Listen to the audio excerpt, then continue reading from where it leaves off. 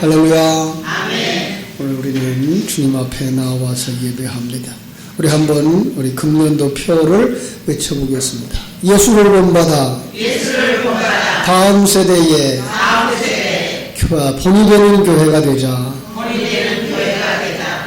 예수를 본받아서 다음 세대의 본이 되어지는 교회, 본이 되는 삶, 그것을 실천하는 첫 번째 시도가 성경 읽기 이렇게 시작을 했어요. 그래서 이번 주간에는 마태복음을 읽자고 우리 장로님들이나 또 우리 권사님들 또 우리 구역장님들 또 이렇게 교사들이 성경을 읽고 있다는 소식을 듣게 되면서 하나님께 감사를 했습니다.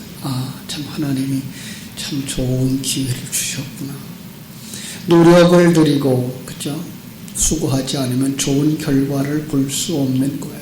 그래서 우리가 다시 한번 부탁을 드리는데 성경을 매일 읽고 성경 읽기에 시간을 투자하는 여러분 되시기를 바랍니다. 어떤 분들은 3번을 읽었다 그래 마태복음. 어떤 분은 5번을 읽었습니다. 어떤 분은 1번 겨우 읽었습니다. 그래. 신앙생활이 교회에 나와서 예배하는 것으로만 그쳐버리면 영성이 없습니다. 매일 매순간 임마누엘을 누리고 하나님과 손잡고 천국을 향하여 달려감을 느끼고 감사하며 풍성함을 그리고 진정한 자유를 누리는 삶을 살기 위해서는 여러분들이 매일 새벽을 깨워서 새벽 예배에 참석하는 것도 필요하고요. 진리의 말씀으로 채워주실 때 그것을 반복해서 되새김질 함으로써 영성이 살아나고 눈이 열리고 임만을 누릴 때에 진정한 신앙생활의 맛을 느끼게 될 겁니다. 거기서 감사가 나오고 찬송이 나오고 또 다음 세대에게 무엇을 줄 것이 있어서 그죠? 그것을 전달하게 될 것입니다. 2016년도에는 이제 저희가 제가 한남로의 군경목부의 서기로 섬기면서 장로들 몇 사람 이렇게 회원들과 같이 또 목사님 몇 분과 같이 교도소를 방문하고 군부대를 방문하면서 그분들과 많은 대화를 나눌 수가 있었는데 어떤 교회 장로님이 아주 의미심장한 이야기를 했어요. 자기 교회의 장로님들, 원로 장로님, 또 이제 협동 장로님 합해서 한 10여 명이 되는데, 당회에서 목사님이 어떤 행사를 진행하고자 하고, 이렇게 하는 것이 교회의 성장과 성도들의 성숙에, 그리고 훈련에 도움이 될 것 같습니다. 그러면 장로님들이 앞장서기로 결정을 했다고. 그래서 실제로 어떤 행사를 진행하는데 보면 장로님들이 앞장서고 또 남전도 회원들이 앞장을 서고 그래서 예배가 그리고 행사가 잘 진행되어진다고. 한 번은 어떤 교회에서 그 행사를 하는데 그 행사에 다른 교회에서 참관을 해서 자기들도 배워가겠다고 왔는데 이렇게 봉고차로 한 차가 왔는데 대부분이 다 교역자들이래요. 그 교회의 부목사, 전도사들이래요. 그분들에게 그렇게 얘기를 했대요. 우리 교회는 교역자들이 앞장서지 않습니다. 우리 교회의 행사를 이렇게 모범으로 삼아서 진행을 하시려면 교회에 평신도들을 보내주십시오. 그래서 돌려보냈다 그래요. 평신도들이 살아있는 교회, 장로님들이 살아있고 권사님들이 살아있고 집사님들이 살아있는 그런 교회, 오늘날도 있구나 하는 얘기를 이렇게 생각을 하게 됐습니다. 정말로 그것이 바로 바른 교회라고 저는 믿습니다. 그래서 목사가 당회가 어떤 것을 결정해서 내려놓을 때 거기에는 결정을 했던 장로님들이 먼저 앞장서고 모범이 되어줘서 그리고 교회를 함께 세우겠다고 세워진 안수 집사님들이 권사님들이 앞장서서 그 일을 진행해 나아갈 때 그 교회는 힘이 있고 생동감이 있는 교회. 우리 교회도 그런 교회가 되리라고 기대를 합니다. 그래서 성경 읽기에 우리 장로님들이 또 우리 권사님들이 그 안수 집사님들이 이렇게 참여하고 있다는 그런 소식을 들으면서 금년도에 하나님께서 우리 교회에 정말 이렇게 해서 생명을 살리려고 좋은 기회를 주셨구나. 그래서 이번 주간에는 이제 마가복음을 읽게 되는데, 여러분들 마가복음은 마태복음보다 짧죠. 16장밖에 안 되니까. 또 오후 예배 시간에는 그 내용을 전체를 요약을 해서 한번 쭉 풀어볼 거니까 함께 참석하시고, 월요일 날부터 하루에 2번 읽어도 좋고 한 번 읽어도 좋고 절반까지 읽어도 좋고, 그래서 여러분들이 성경 읽기에 매진하는 이런 한 해, 그러면은 여러분들이 금년 한 해토록 성경을 2-3번 읽게 될 수 있다고 저는 생각을 합니다. 그리고 이제 새벽 예배 말씀을 통해서 말씀을 묵상하다가 예수를 본받는다는 것은 예수의 마음을 가지는 것이다 라는 확신을 가지고 그 말씀을 오늘 묵상해야 되겠다. 그래서 오늘 말씀의 제목을 이 마음을 품으라 라고 하는 말씀을 같이 가지게 되었습니다. 빌립보서는 이 바울 사도가 2번째 전도 여행 때에 1차 전도 여행 때 다녀갔던 소아시아 지방으로 복음을 전하러 가는데 길이 막혀요. 길이 막히고 자꾸만 서쪽으로 이렇게 인도하게 되는데, 그 나중에는 서쪽에 그 무시아를 지나서 그러니까 소아시아 지방의 그 아주 서쪽 끝이 되죠. 밤의 환상 중에 마게도냐 사람이 일어나서 손짓을 해요. 건너와서 우리를 도우라. 하나님이 이곳으로 인도하시는구나. 일이 잘 되는 것만이 아니라, 저 하나님의 뜻이 아니라 일을 어렵게 하시는 것도 하나님의 일하시는 것을 깨닫고 거기서 배를 타고 마게도냐 지방으로 들어가요. 그래서 빌립보 성에 도착하게 되는데요. 사도행전 16장을 보면 아실 수가 있어요. 성경은 그 성을 마게도냐의 첫 성이라고 이렇게 표기를 해요.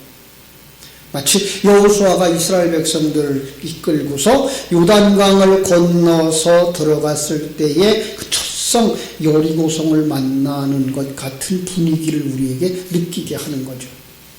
그리고 그 첫 성이라고 되어져 있는 그 성 안에서 세 종류의 사람을 만나게 돼요. 한 종류의 사람은 자주장사예요. 이 자주장사, 우리가 알고 있는 옷감장사죠. 그런데요, 이 단어들을 그대로 가지고 가면요, 그 요한 계시록에 가면 바로 장사하는 무리들 가운데에 그들이 자주장사가 나와요. 다시 말하면 장사하는 것을 신앙의 목적으로 삼고 인생의 목적으로 삼고 거래하는 것이 자기의 전부인 것처럼 살았던 사람이라는 거죠. 그에게 복음이 전달되어져서 그가 이제는 자기를 위하여 장사하는 자가 아니라 정말로 하나님을 섬기는 자로 바꿔지는 이런 역사를 보게 됩니다. 2번째 사람은 귀신 들렸던 소녀죠. 점쳐서 자기 주인을 이롭게 하는 사람이었는데 거기에서 귀신을 쫓아냄으로 말미암아서 건강한 사람으로 회복되어져 돌아오는 사람. 우리가 바로 귀신 들렸던 사람이구나 라고 하는 것을 깨달아 알게 하는 역사.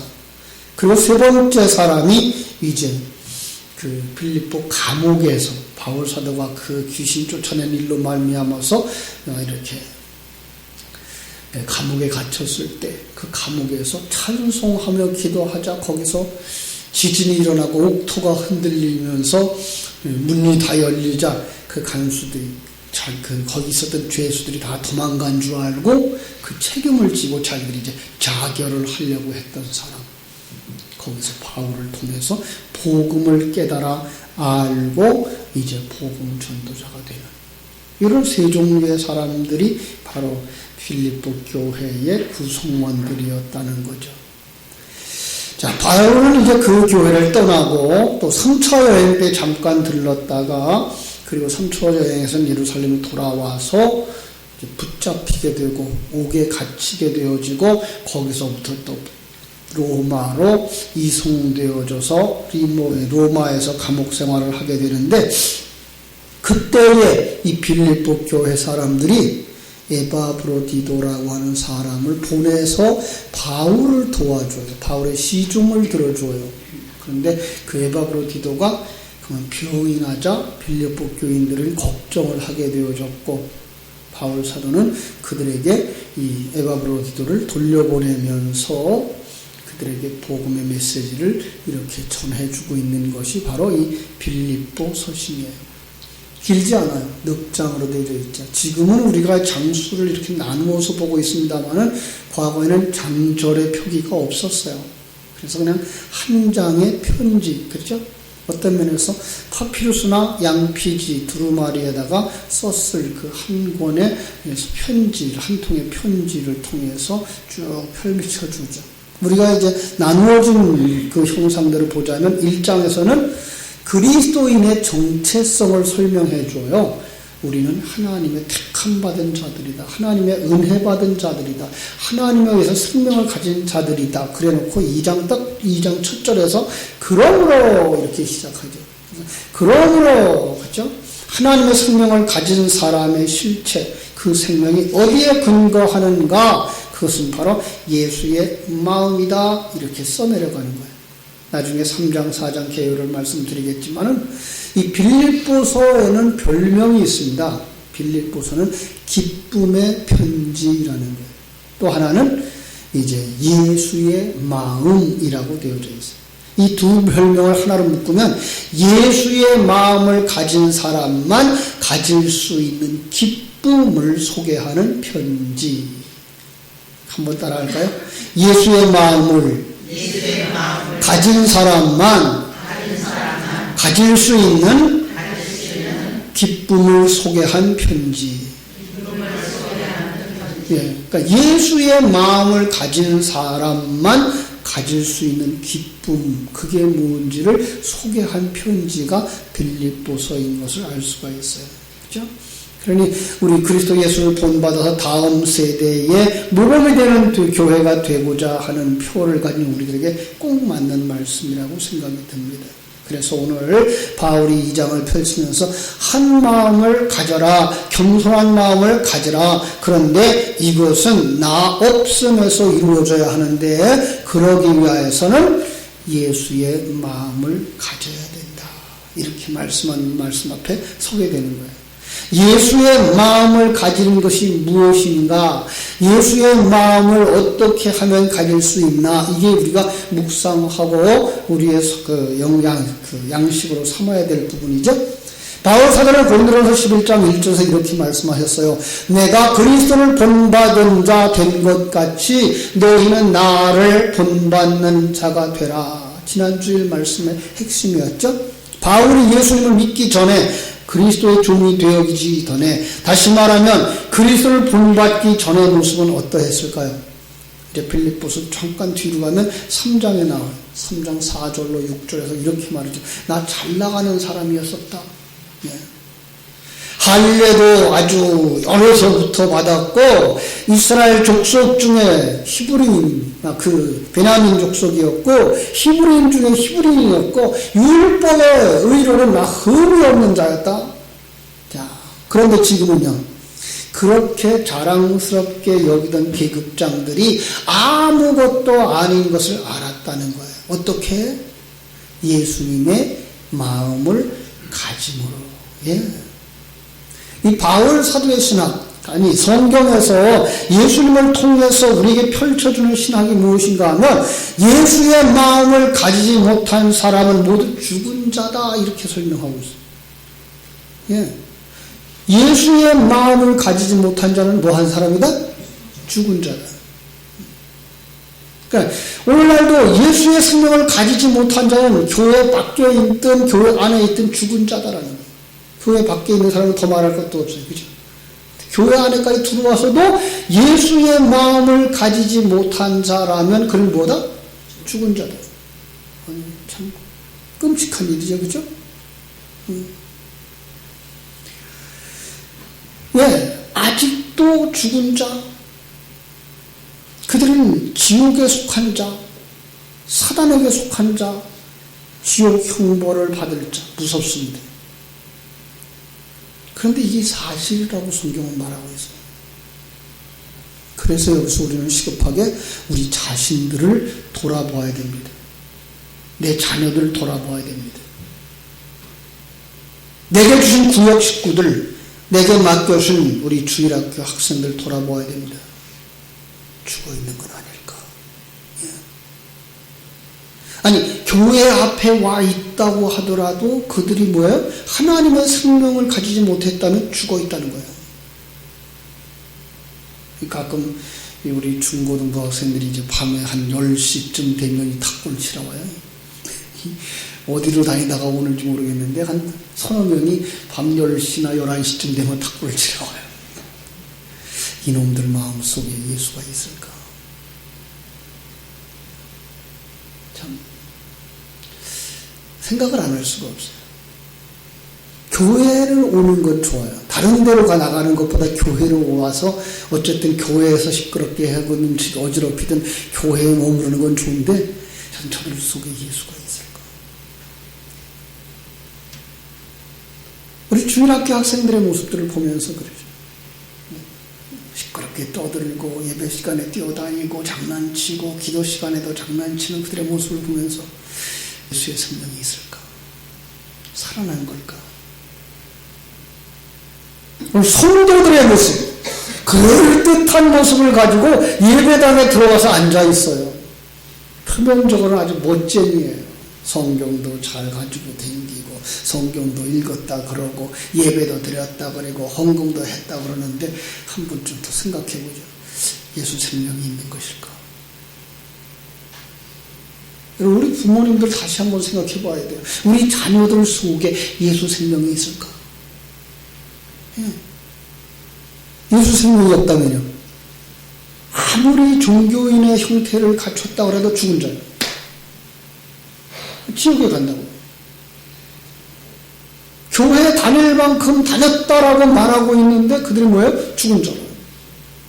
이게 얼마나 끔찍해요. 점검해 볼 필요가 있는 거예요. 그렇죠? 성경은 그렇게 말합니다. 사람이 거듭나지 아니하면 하나님 나라에 들어갈 수 없느니라. 아니, 하나님 나라를 볼 수도 없대요. 우리는 너무 쉽게 말해요. 나는 예수 믿어요. 구원의 확신이 있어요. 오늘 죽어도 천국 갈 수 있어요. 정말일까? 이 가룟 유다가 예수님을 그렇게 따라다녔다니까.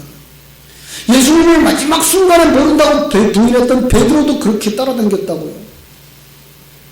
나만은 신자 있으면 나와보라 그래요. 내가 예수님 제자 중에 수제자야. 오늘날로 말하면 내가 목사야, 내가 장로야, 내가 얼마나 열심인지 너희들 알잖아. 난 기도하는 것마다 응답받았고, 나는 교회를 위해서 얼마나 큰 헌금을 했고 교회를 세웠다고.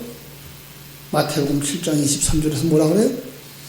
그때에 내가 그들에게 밝히 말하되 내가 너희를 도무지 알지 못하니 이 불법을 행하는 자들아 내게서 떠나가라. 구약식으로 말하면 내가 절기를 지켰고 제사를 드렸고 금식하였고 금식한 쌀로 구제를 했고 전도를 얼마나 열심히 했는데 여기 있는 사람이 내 주인이라고요. 그랬더니 하나님 뭐라고 대답해요? 여호와께서 번제와 다른 제사를 드리는 그것이 그의 목소리를 청중하는 것을 좋아하심과 같이 좋아하시겠나이까? 순종이 제사보다 낫고 듣는 것이 기름보다 낫다 하신 거예요. 그 사람이 하나님의 생명이 없는 사람, 거듭나지 못한 사람이라면 하나님 뭐 한다고요? 난 너네가 누군지 몰라. 그 사람은 하나님을 모르는 사람이라는 거예요. 그 사람은 하나님의 계획을 모르는 사람이라는 거예요. 그 사람은 전능하신 하나님과 함께하는 그 임마누엘을 모르는 사람이라는 거예요. 교회 안에 있다고 하더라도. 그래서 분쟁이 일어나는 거예요. 내가 주인이고 싶고 내가 왕이고 싶고 내 뜻을 관철시키고 싶은